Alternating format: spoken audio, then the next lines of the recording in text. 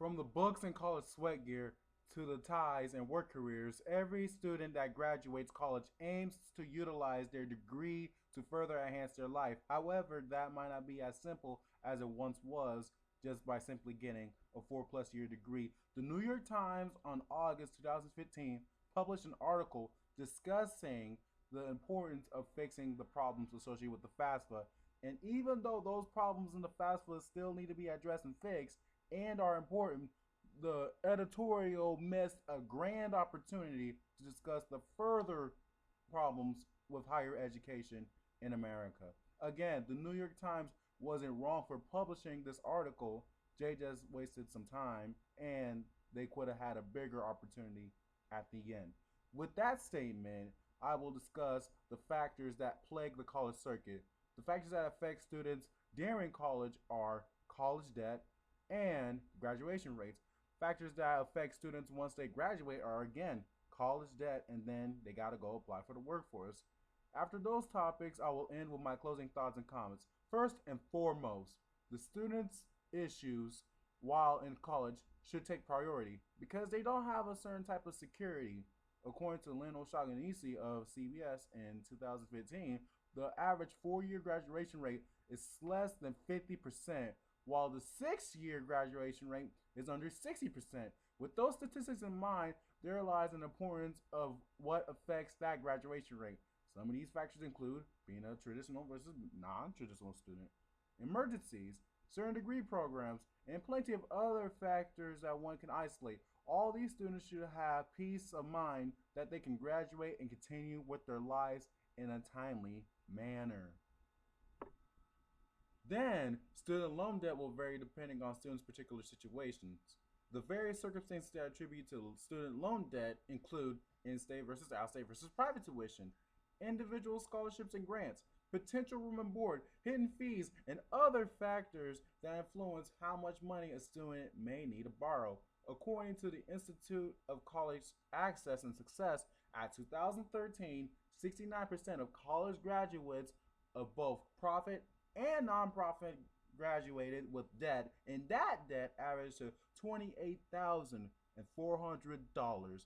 Factoring in interest rates, that's a lot of money to pay back within the course of a career.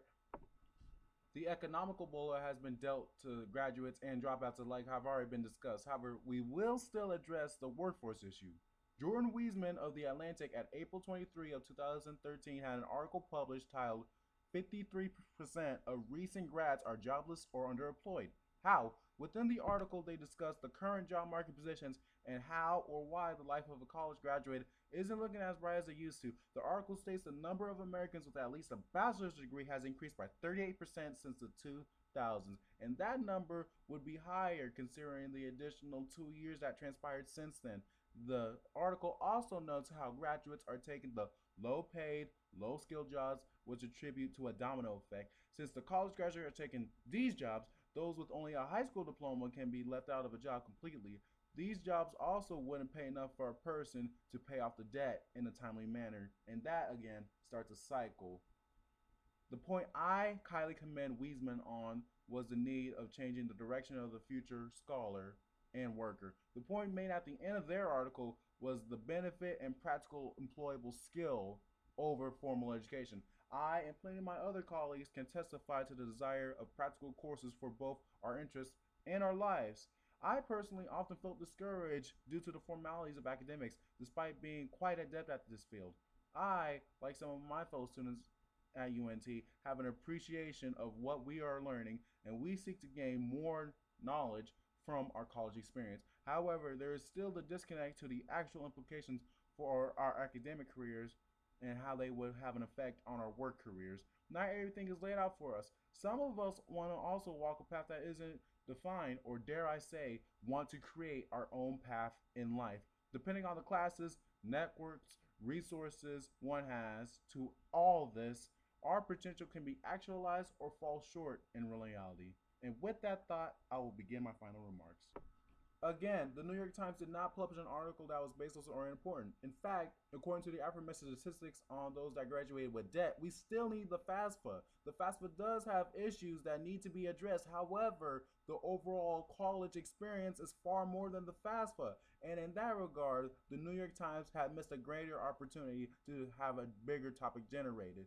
Therefore, let's all aim to be informed and put practical meaning back into higher education. The years spent being in college affect the individuals in America and all over the world. Let's give them comfort knowing that time is not for naught.